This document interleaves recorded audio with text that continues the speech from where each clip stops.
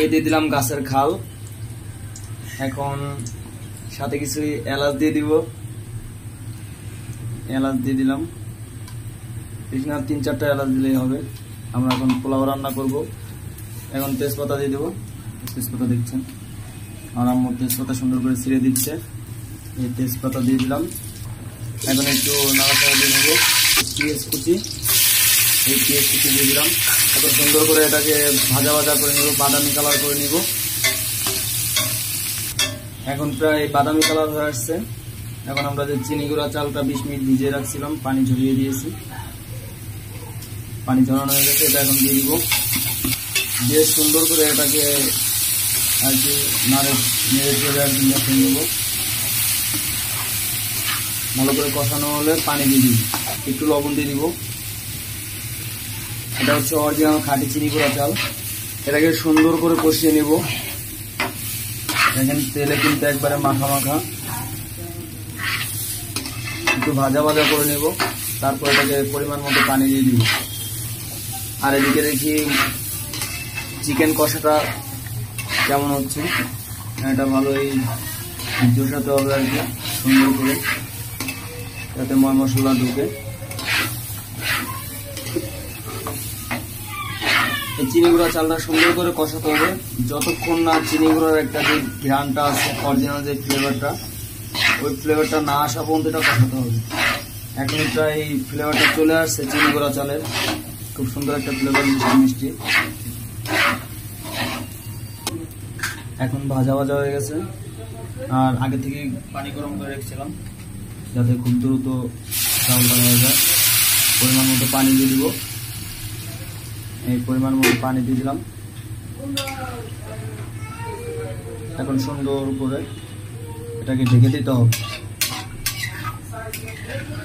এখন এখানে একটু গুঁড়া দুধ দিব, আপনারা পাইলে দেশি গরুর দুধ দিতে পারেন। গুঁড়া দুধ দিয়ে দিলাম যাতে পোলাওটার টেস্ট একটু বেশি হয়, যার কারণে দুধটা দিয়ে দেওয়া হলো, গুঁড়া দুধ। আপনারা দেখতে পারেন এই দুধটা দিয়েছি আমরা, এটা দিতে পারেন। সাথে হালকা পরিমাণে একটু সুগার, একটু চিনি অ্যাড করলাম যাতে টেস্টটা আরও বেড়ে যায়। ব্যাস, এখন ঢেকে দেবো 20 মিনিটের জন্য। তো 20 মিনিট পর আবার দেখা হচ্ছে। এখন পোলাও প্রায় হয়ে গেছে, এখন পেঁয়াজের পেস্টটা দেবো। ব্যাস, আমাদের পোলাও হয়ে আসছে। ব্যাস, আমাদের মাংস তরকারি রান্না শেষ। দেখেন কত সুন্দর। পোলাওর উপরে একটু পেঁয়াজ ভাজা দিয়ে দেবো, পেঁয়াজের পেস্টটা হয়ে গেল। এখন আমরা পরিবেশন করব, তা আপনারা সঙ্গেই থাকুন।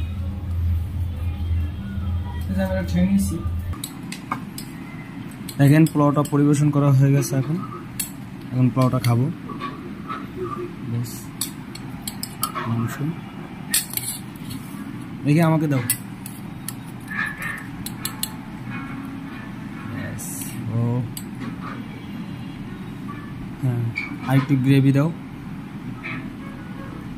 ঠিক আছে, আমি কি বলবো, এত গরম, এই মাত্র পরিবেশন করা হলো, রান্নাও শেষ, খাওয়ার জন্য তৈরি। তো দেখি খেয়ে দেখি কেমন হলো। একটু মাংস নিয়ে নেব, একটু পেঁয়াজ নিয়ে নেব।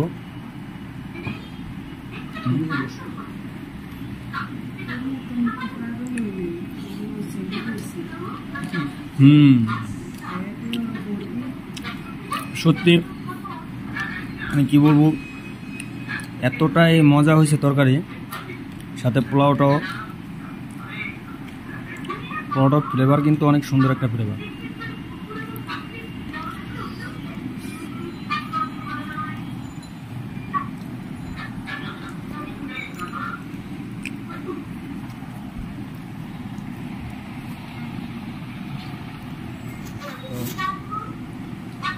এখান থেকে একটু মাংস নিয়ে নিই।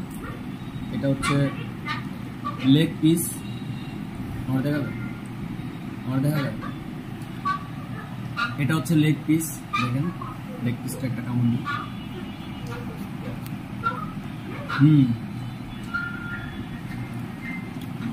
সত্যি আমার মায়ের হাতের রান্না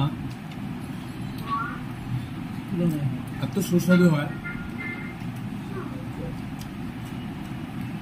বলে বোঝাতে পারবো না।